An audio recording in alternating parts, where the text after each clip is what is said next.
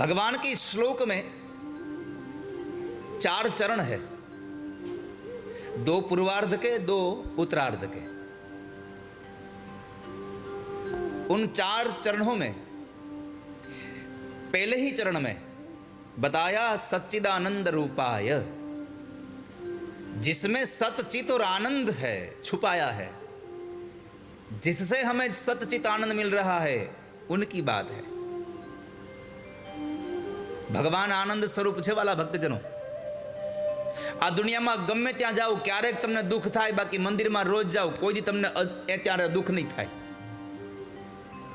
तमे कोई पण जग्याए एक वार फरवा जशो, बीजी वार न्या फरवा जशो, त्रीजी वार न्या फरवा जशो, पछी शुं कहेशो, भाई 3 वखत तो न्या जेवा, पछी કેટલીક વાર હોય।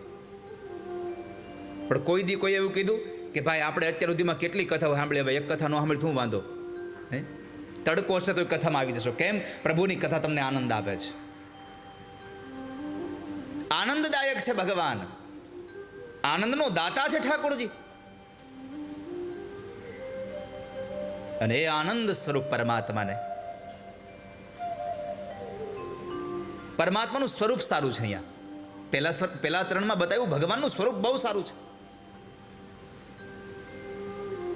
બીજા ચરણમાં પરમાત્માની કાર્યની ક્ષમતા બતાવી, વિશ્વોત્પત્યાદિ હેતવે, આ જગતની ઉત્પત્તિ કરે, જગતને ચલાવે, જગતનો નાશ કરે। ઉત્પત્તિ, સ્થિતિ અને લય જેના હાથમાં છે।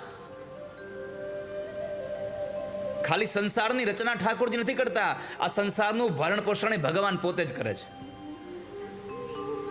આપણે તો ખાલી માધ્યમ છીએ આમાં, કે હું કમાઉં છું એટલે મારો દીકરો એને મજાથી જીવે છે। ના ના ના, ચિંતા ન કરશો। આ સંસારમાં જેને મા બાપ નથી, છોકરાઓ ભણી ગણી મોટા થઈ રહ્યા છે। અને છોકરાઓ એવું જરાય મનમાં રાખવું નહીં કે અમે છીએ એટલે મારા મા બાપની વૃદ્ધાવસ્થા બરાબર રીતે જાય છે। જે પતિ પત્નીને સંતાન નથી પણ બરાબર ખુશીથી પોતાની વૃદ્ધાવસ્થા પસાર કરી રહ્યા છે। આ સંસારમાં કોઈ કોઈના ઉપર ટકતું નથી, કેવલ આપણો આધાર એક છે ભગવાન। અને હું તો હંમેશા મારો નિજ અનુભવ તમને બધાને કયા કરું છું કે ક્યારેય પણ ઈચ્છા થાય કાંઈક કોઈકને કહેવું છે તો આ સંસારના લોકો પાસે જઈને નહીં, સ્વયં પરમાત્માને કહેજો, એ સાંભળશે, બાકી બધા સાંભળીને કાઢી નાખશે। પ્રભુને કહેજો, ઈશ્વરને કહેજો।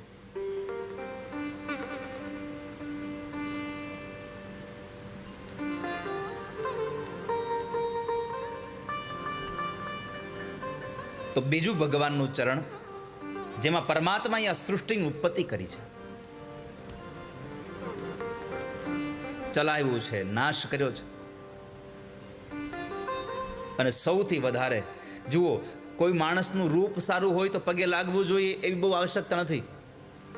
કોઈ માણસની કામ કરવાની શક્તિ બહુ સારી હોય તેને પગે લાગવું જોઈએ આવશ્યકતા નથી। કોઈનું રૂપ સારું હોય, કોઈની કાર્ય કરવાની ક્ષમતા સારી હોય, બે એક સાથે હોય તો એને પગે લાગવું જોઈએ, એની પણ આવશ્યકતા નથી। પણ કદાચ રૂપ ન આપ્યું હોય, કાર્ય કરવાની બહુ સારી ક્ષમતા ન હોય, પણ જેનો સ્વભાવ સારો હોય એને તો પગે લાગવું જ જોઈએ। આ સંસારમાં માણસ, આ દુનિયામાં માણસ સ્વભાવથી પૂજાય છે। પરમાત્માનો સ્વભાવ છે તાપત્રય વિનાશાય, તાપત્રય વિનાશાય। અહીંયા બતાવ્યું 3 પ્રકારના તાપ બળે। પરમાત્માને વંદન કરો તો 3 પ્રકારના તાપ બળી જાય। પાપ બળવાની વાત નથી કરી અહીંયા કે ભગવાન અમે તમને પગે લાગી, અમે તમને વંદન કરીએ અને અમારા પાપ બળી જાય, નહીં, અમારો તાપ જ બળી જાય। ફળ બને એની વાત નથી કીધી। પ્રભુ અમે તમને પ્રણામ કરીએ અને ફળ નાશ પામે એવી અમારી ઈચ્છા નથી। અમે તો તમને પ્રણામ એટલા માટે કરીએ છીએ કે તમને પ્રણામ કરવાથી આખું ઝાડવું જ બળી જાય। ફળ ક્યારે આવે? વૃક્ષ હોય તો, વૃક્ષ જ ન રહે તો। પાપનું જે ફળ તમને આપી રહ્યું છે એવું કર્મ જ અમારું બળી જાય, એના માટે ઠાકોરજી અમે તમને પ્રણામ કરીએ છીએ। શ્રી કૃષ્ણાય વયં નુમઃ। એ ભગવાન, હું એકલો નહીં, મારી સાથે રહેલા આ કથા મંડળમાં જેટલા પણ જીવાત્માઓ છે, અમે બધાય તમારા ચરણોમાં પ્રણામ કરીએ છીએ, અમે તમને વંદન કરીએ છીએ ઠાકોરજી. અને એક વાત, ભગવાન, અમે તમને વંદન કરીએ છીએ એટલું નહીં, અમે શ્રી કૃષ્ણને વંદન કરીએ છીએ. શ્રી કૃષ્ણનો અર્થ છે રાધા સહિત કૃષ્ણને વંદન કરીએ છીએ. અમે આહલાદીની શક્તિ જે તમારી હારે બિરાજે છે, જે પ્રકૃતિ તમારી હારે બિરાજે છે, એને અમે પ્રણામ કરીએ છીએ.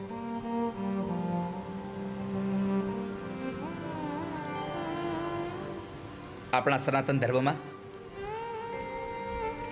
શક્તિની સાથે જ પરમાત્માની ઉપાસના થાય છે.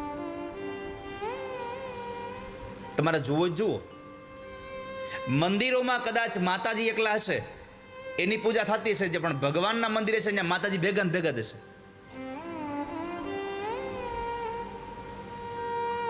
તમે ચોટીલામાં જાઓ તો સ્વયં માં એકલા બિરાજે ત્યાં. તમે પાવાગઢમાં જાઓ તો મહાકાળી એકલા બિરાજે ત્યાં. તમે વૈષ્ણોદેવીમાં જાઓ તો ત્યાં 3 દેવીઓ સ્વયં બિરાજે છે. પણ તમે અયોધ્યામાં જાઓ તો જાનકી સહિત પ્રભુ બિરાજવાન. રામ મંદિર જાનકી સહિત હોય. તમે શિવ મંદિરમાં જાઓ તોય માં પાર્વતી પાછળ હોય. તમે કૃષ્ણ મંદિરમાં આવજો તો રાધાજી હારે હોય. અને આ દુનિયામાં તમે જુઓ, પ્રભુ રામ તો છે જ, જન્મ્યા ત્યાંથી લઈ અને પરમાત્માએ લીલા સંપન્ન કરી ત્યાં સુધી પરમાત્મા જ હતા. પણ આ દુનિયામાં પૂજાયા કયા રામ? સીતાની સાથે જે રામ હતા એ રામની પૂજા થઈ. જ્યારે સીતાજીનું હરણ થયું અને માં જ્યાં સુધી હારે નહોતા, એ રામની કોઈ પૂજા કરી? એ રામે બીજાની પૂજા કરી. એ સમયે શક્તિ સાથેથી નીકળી ગયા તો રામની પૂજા ન થઈ. સીતા સહિતના રામની પૂજા થઈ, રાધા સહિતના રામની પૂજા થઈ, ઉમા સહિતના શિવની પૂજા થઈ.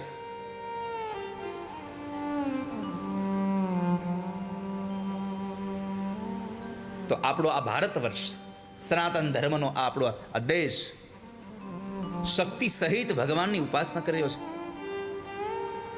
અને સંતો તો કહે છે કે રાધા વગર તો કૃષ્ણ અધૂરો છે. રાધા કે બિના શામ ભી આધા હૈ.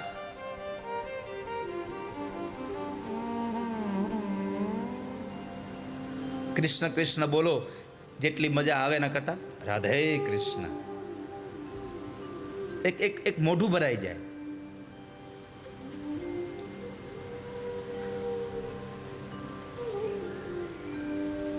તો પરમાત્માને વંદન કર્યા, આ સંસારના આનંદના આપનારા દેવ ભગવાન કૃષ્ણને વંદન કર્યા. મહાપુરુષો કહે છે કે આ સંસારના લોકોને આનંદ પરમાત્મા કૃષ્ણ આપે છે, પણ કૃષ્ણને રાજી કરવા વાળું કોઈ સાધન હોય તો કેવલ રાધા છે. કૃષ્ણને રાજી કરવા હોય તો રાધા રાધા નામનો જપ કર્યા કરો.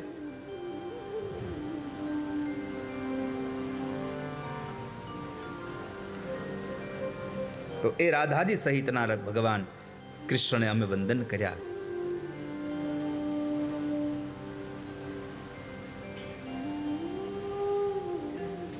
શાસ્ત્રોમાં મહાપુરુષોએ કહ્યું છે કે જે જીવાત્મા ઉપર માં રાધાની કૃપા ન વરસે, જેને રાધાનો દયાનો પ્રસાદ ન મળે, એ કૃષ્ણના પગ સુધી પહોંચી જ નથી શકતો કોઈ દિવસ. કૃષ્ણના ચરણારવિંદમાં પહોંચવું છે તો તમે સૌથી પહેલા રાધા નહીં, કૃપાનો પ્રસાદ મેળવો. એટલા માટે એકવાર ભાવથી રાધે રાધે, જાગો રાધે રાધે. શ્રૂયતે સર્વાત્મના શ્રી કૃષ્ણ ઇતિ શ્રી. રાધાજી સહિત જે ભગવાન છે એ શ્રી કૃષ્ણને વંદન કર્યા છે. અને પ્રણામ તો એટલા માટે છે કે પરમાત્મા આપણા અનુકૂળ થઈ જાય. અનુકૂળ થયા વગર ભગવાન આપણું કામ ન કરે. અને તમે જેને વંદન કરો ને તમારા અનુકૂળ થઈ જાય. વંદનમાં તાકાત એટલી છે સામેના માણસને નિર્મળ બનાવવાની, નરમ બનાવવાની. તો પહેલું પ્રણામ ભગવાન જગદગુરુ કૃષ્ણને કર્યું અને બીજું પ્રણામ સદગુરુ શુકદેવજી મહારાજને કર્યું છે. યમ પ્રવ્રજંતમનુપેતમપેત કૃત્યમ દ્વૈપાયનો વિરહ કાતરયા જુહાવ. પુત્રેતિ તન્મયતયામ તર્વો વિનેદુ તમ સર્વભૂતહૃદયં મુનિમાનતોસ્મિ. બીજું પ્રણામ.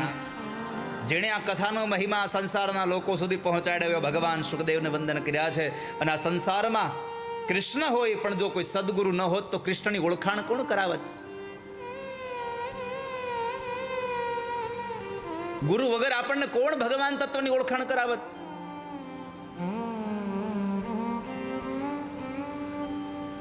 ગુરુ ગોવિંદ દોનો ખડે કિસકો લાગુ પાય. બલિહારી ગુરુદેવની જીને ગોવિંદ દિયો દિખાય. ગોવિંદ દિયો દિખાય. હે ભગવાન, મારે તમને પેલા વંદન કરવા છે કે તમે મને ગોવિંદના દર્શન કરાવ્યા. અને ત્યારે ગુરુ શું કહે? હું અહીંયા જ રહેવાનો છું, આ હમણાં આવ્યો જાય, પેલા આને પગે લાગી લે, આ હમણાં જતો રહેશે, આને પગે લાગી લે. સદગુરુ એવા સુખદેવજી મહારાજ ભગવાન વ્યાસના પુત્ર છે.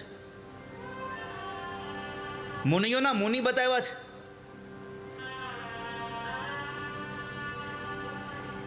સર્વભૂત હૃદયમ મુનિમાનતોસ્મિ. તમે તો મુનિના મુનિ છો. કેમ? મુનિનો એક અર્થ છે મનનાત ઇતિ મુનિ, જે સતત મનન કરે એ મુનિ છે. બીજું, જે મૌન રહે એ મુનિ છે.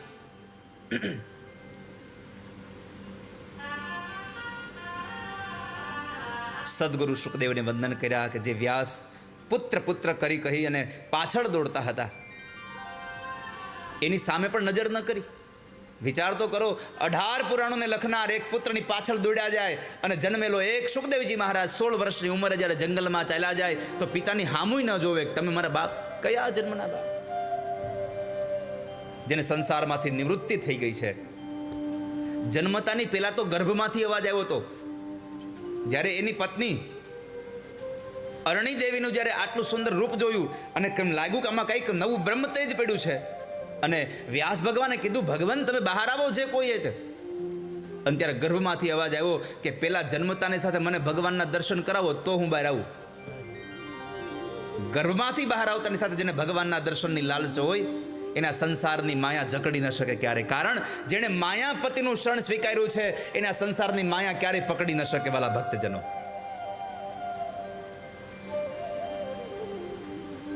તો એવા ભગવાન સુખદેવને વંદન કરી અને આ કથા નૈમિષારણ્યના પવિત્ર જંગલમાં 88,000 શુનકાદિક ઋષિમુનિઓ, સૂત નામના મહાપુરાણી સૌ લોકો બેસી અને કથા સાંભળતા હતા. યજ્ઞ ચાલતો હતો. એમાં બરાબર મધ્યાંતરે 48 મિનિટનો વિશ્રામ હતો. મધ્યાંતરે ઘટિકાદ્વયમ 48 મિનિટનો જ્યારે વિશ્રામ હતો ત્યારે એ સમય પણ નિષ્ફળ ન વયો જાય એટલા માટે શૌનકોએ સૂત નામના મહાપુરાણી સાથે જ્ઞાનની ચર્ચા કરી છે. અને પ્રશ્ન કર્યો, બાપજી અમે આપનું અભિવાદન કરીએ. નૈમિષે સુતમાસિનમ અભિવાદ્યમ મહામતિમ મૃતરસાસ્વાદ કુશલ શોકો. કથા મૃતરસાસ્વાદ કુશલ શૌનકો બ્રવીત. હે મહામતિમ, અહીંયા સૂત નામના મહાપુરાણીને મહામતિત કરી એને સંબોધન કર્યું છે. હે મહામતિમ, અમે તમને વંદન કરીએ, તમારું અમે અભિવાદન કરીએ છીએ. પણ કરુણા એ છે કે આટલી જ્ઞાનની વાતો દેનારા હોય અને મહામતિમ કહીએ તો બરાબર છે. આપણે અહીંયા કોકનું કરી નાખીએ એને બુદ્ધિવાળો કહીએ. આ બુદ્ધિવાળો બહુ છે. આનું કરી નાખ્યું. કોકના કરી નાખે એની બુદ્ધિવાળા એને વખાણ ન કરાય. કોકનું હારું કરે ને એને મહામતીમ કહેવાય. ભાઈ તું તો બહુ મતીવાળો છો, તે બીજાનું હારું કર્યું. હે મહામતીમ, અમે તમને પ્રણામ કરીએ છીએ અને અમે તો કથાને સાંભળવાના રસિક છીએ. એટલે લખ્યું કથામૃત રસાસ્વાદ કુશલ શૌનકો બ્રવીત. કુશળ છે આ. એટલે મેં કથાના પ્રારંભમાં તમને કીધું કે કથા સાંભળો બેહો ત્યારે આમ હસતા રહેજો. જ્યાં સુધી કથામાં બેસવાની ઈચ્છા થાય ત્યાં સુધી હસતા રહો. પ્રસન્ન ચિત્તે કથા સાંભળો અને પ્રસન્નતાથી કરેલું કામ જ તમને મજા આનંદ આપે. બાકી તમે જેમ તેમ તમે મૂળ વગરના જમવા બેહો તો ગમે એટલી હારી તમને રસોઈ પીરસે તો તમને સ્વાદ જ ન આવે. પ્રસન્ન થઈને બેસવું પડે એના માટે.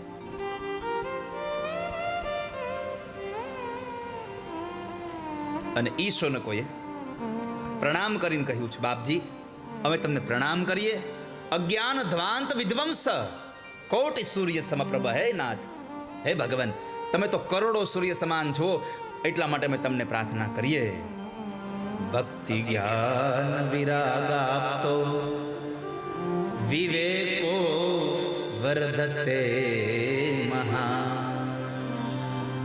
માયા મોહ નિરાસસ્ય વૈષ્ણવે ક્રિયતે કથમ.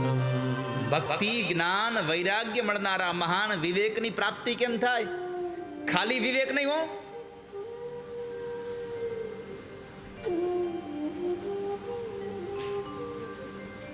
વિવેક વગર તમને ક્યારેય શાંતિની પ્રાપ્તિ નહીં થાય. પણ વિવેક કેવો તો કહે છે ભક્તિ જ્ઞાન અને વૈરાગ્ય સહિત.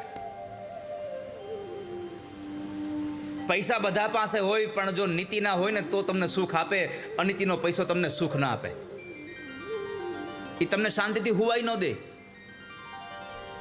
સુવા જાવ તો જ વિચાર આવે, કોલાને ખબર પડી જાય કે મેં આમ લઈ લીધા તો શું થશે.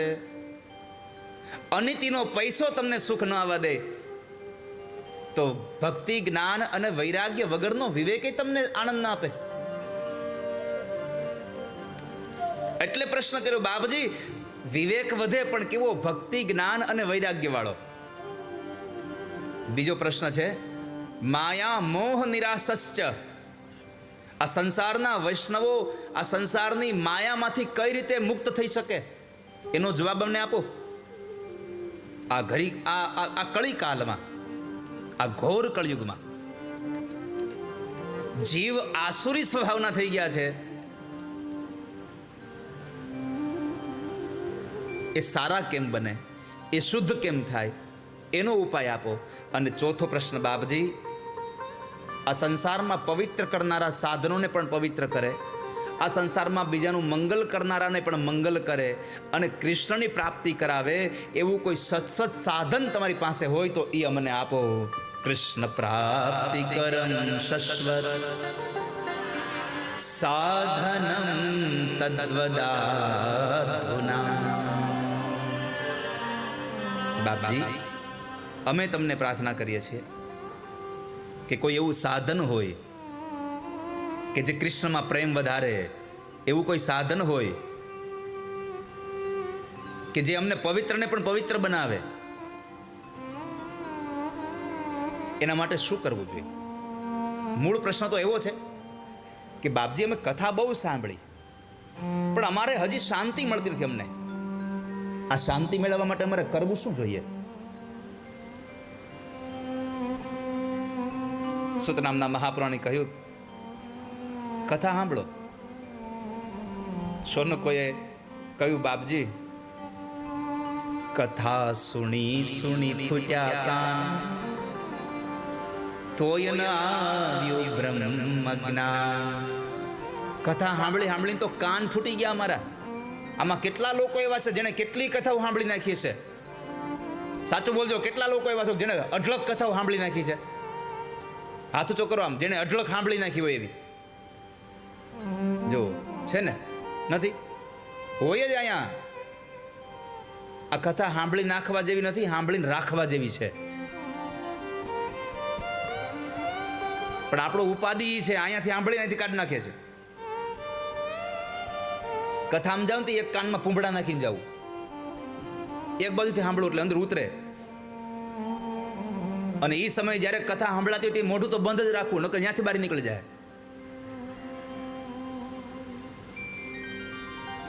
કથા સુણી સુણી ફૂટ્યા કાન, તોય ન આવ્યું બ્રહ્મ જ્ઞાન. અખો ભગત કહે હવે કરવું કેમ, આટલી વાર સાંભળી તોય આટલી વાર સાંભળી તો હજી ન્યાન પીડા છે, હજી ન્યા છીએ. આ બાજુવાળાએ તો બહુ હમણાં કંઈક ધંધો સારો કર્યો લાગે છે. અરે પણ તને હું વાંધો છે? આટલી કથા સાંભળ્યા પછી તારામાં ઈર્ષા ન ગઈ? આટલી કથાઓ સાંભળ્યા પછી તને હજી શાંતિ ન થઈ?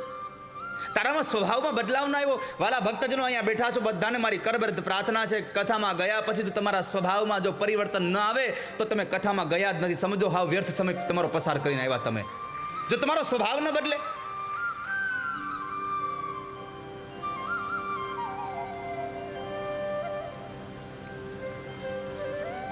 તમે ફિલ્મ જોવા જાઓ અને એ 2.5 કલાકનું મૂવી બહાર જોઈને બહાર નીકળો તો એનું ગીત ગાવા માંડો છો, એમાં જેમ ઓલો ડાન્સ કરતો એમ તમે ડાન્સના સ્ટેપ લેવા માંડો છો. આટલો બદલાવ તમારામાં આવી જાય છે તો 7 દિવસની કથા સાંભળ્યા પછી તમારો સ્વભાવ કેમ ન બદલે? અને એક વાત બહુ સ્પષ્ટતા સાથે કરી દઉં, હું તમને અહીંયા સુધારવા આવ્યો જ નથી. આ કથા કાંઈ સમાજ સુધારણાના કાર્યક્રમ માટે નથી હો. કથા સમાજ સુધારણા માટે છે જ નહીં. આમાં મને એક જવાબ આપો, કેટલા લોકોના ઘરમાં ફ્રીજ છે? હવે પૂછવા જેવું છે. જેવી આવશ્યકતા એવું ફ્રીજ ઘરમાં હોય જ.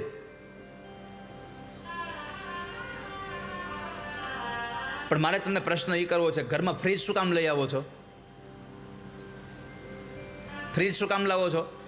તો કે જે વસ્તુ લઈ આવીએ છે એ બગડી ન જાય, એટલે બગડેલી વસ્તુ કોઈ તમે ફ્રીજમાં મૂકી ખારી થઈ જાય? બગડી ગઈ તો ઉલટાની તમે કાઢી નાખો છો.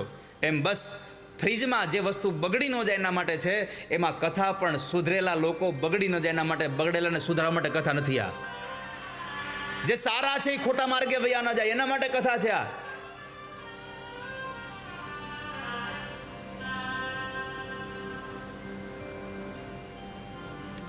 તો આ કથાથી અમે બહુ કથા સાંભળી પણ કાંઈ ફેર નથી પડતો. એકવાર હું ગામડે કથા કરતો હતો, ઘણા વર્ષો થઈ ગયા, અને રાત્રે હું બરાબર મારા ઉતારે બેઠો હતો. ગામના લોકો મને મળવા આવેલા.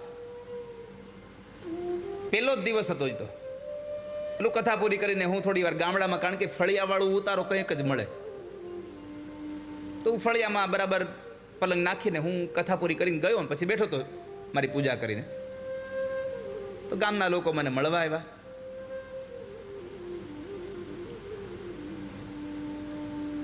એમાં બધા પ્રકારના લોકો. એમાં એક માણસ હતો, દાદા તમે જે કથા કહેવા આવ્યો છો ને, આ ભાગવત હોહરવો હું 7 વાર નીકળી ગયો છું. કેટલી વાર? બરાબર કાન ખોલીને સાંભળી રાખજો બધા જેટલા બેઠા છો ગાંધીનગર વાળાઓ. ભાગવત હોહરવો 7 વાર નીકળી ગયો. એટલે એનો કહેવાનો અર્થ હતો કે મેં ભાગવતને 7 વખત વાંચ્યું છે. મેં કીધું બહુ સારું કહેવાય.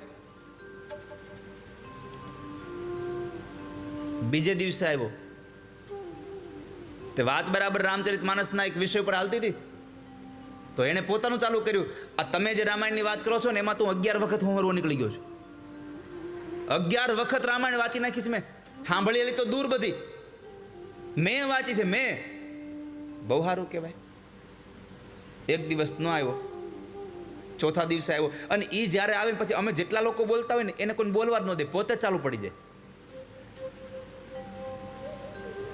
તે બીજા એક પુરાણની, શિવ પુરાણની વાત આવતી હતી. તો એને કહ્યું આ 9 વખત આની હોહરવો નીકળી ગયો છું.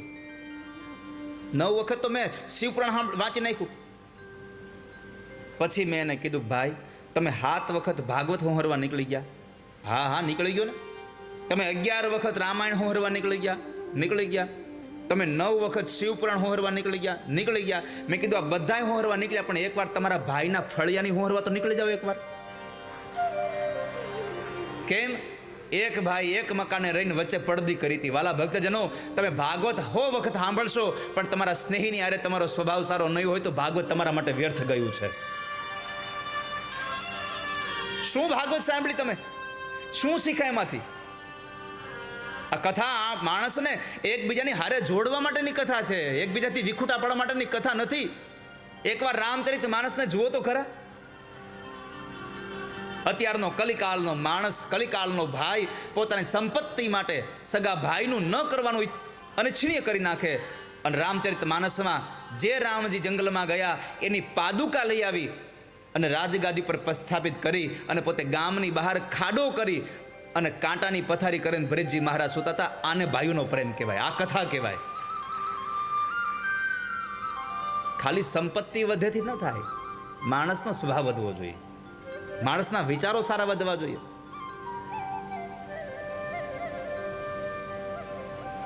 બાપજી, અમને કથા નહીં હો, શાંતિ મળે એના માટે હું કરવું જોઈએ? સાધના આપો.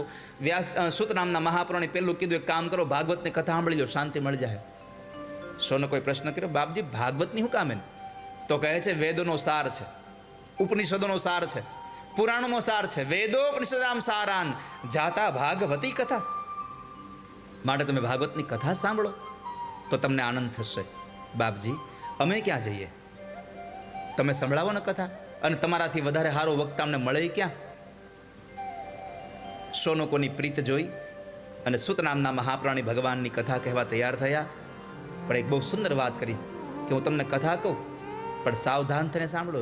તદહમ તે વિધાસ્યામી સાવધાન તયા શૃણુ. તમે સાવધાન થઈને સાંભળજો, કારણ કે કથા સાવધાન થઈને સાંભળવા જેવી છે, કંઈ છૂટી ન જાય.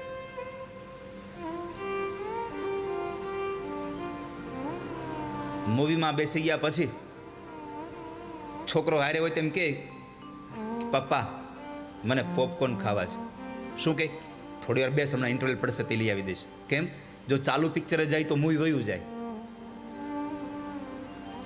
જો તમને ખાલી લૌકિક આનંદ કરાવે એ વસ્તુને જવા દેતા પણ તમારો જીવ નથી ચાલતો, તો ભાગવતનો એક પણ શબ્દ છોડ્યા જેવો નથી. વાલા ભક્તજનો, આ વાતને નોંધ કરી રાખજો તમારી નોટમાં.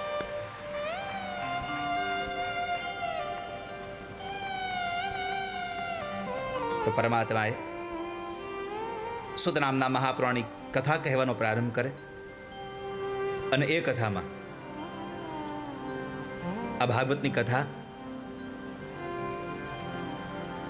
મૃત્યુના ભયમાંથી છોડાવવા વાળી છે.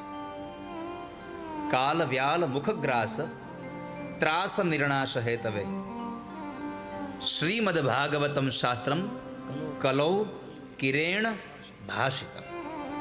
જે સુખદેવજીએ ગાયું છે કથાને તમે સાંભળશો તો મૃત્યુના ભયમાંથી છૂટી જશો. ભાગવતજીના મહાત્મ્યના પેલા અધ્યાયનો 11મો શ્લોક છે. પેલા અધ્યાયનો 11મો શ્લોક મેં તમને તથાસ્તુ વિદ્યાપીઠમાં કહ્યું હતું, તમે જોજો કે આ શ્લોકને ઉપરનો જે પૂર્વાર્ધ છે ને એમાં ક્યાંય વચ્ચે બ્રેક જ નથી, કારણ કે એ પંક્તિને સર્પ તરીકે બતાવી, અજગર તરીકે બતાવી છે. કાલ વ્યાલ મુખગ્રાસ ત્રાસ નિર્ણાશ હેતવે, સર્પના રૂપમાં બતાવી છે. એટલે આખી હળંગ છે. જુઓ, નકર બે શબ્દોની વચ્ચે જગ્યા હોય ગમે ત્યાં. એની પછી જુઓ, શ્રીમદ ભાગવતમ શાસ્ત્રમ કલૌ કિરેણ ભાષિતમ, આ બધા જ અલગ અલગ શબ્દો આપ્યા. ઉપરનું બહુ ભયભીત વાળું છે, નીચેનું હાવ સરળ છે. અને એ ભાગવતની કથા તમને સંભળાવું છું કે જેનાથી મૃત્યુનો ભય છૂટી જાય. મૃત્યુ નહીં છૂટે વાલા ભક્તજનો, મૃત્યુ નહીં છૂટે, મૃત્યુનો ભય છૂટી જશે.